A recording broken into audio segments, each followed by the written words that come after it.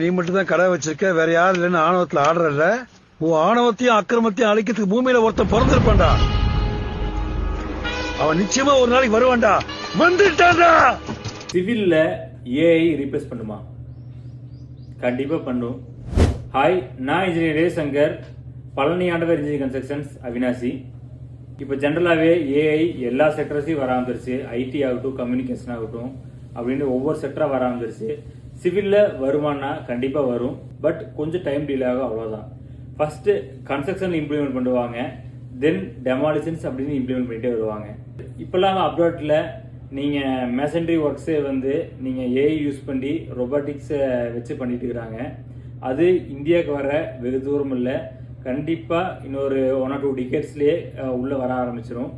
ஏன்னா வேறு ஆப்ஷனே கிடையாது. இப்போ லேபர் ஷார்ட்டேஜுங்கிறது ரொம்ப அதிகமாக இருக்குது. எல்லாருமே படிச்சுட்டு உங்களுக்கு ஒயிட் காலர் ஜாப்ஸே போகும்போது கீழே கன்ஸ்ட்ரக்ஷன் ஆகட்டும் இல்லை மற்ற ஜாப்ஸ்க்கு எல்லாமே வந்து ரீப்ளேஸ்மெண்ட் கண்டிப்பாக தேவை. ஸோ ஏஐ கண்டிப்பாக வரும், கொஞ்சம் டிலே ஆகும். நாளைக்கு பார்க்கலாங்களா?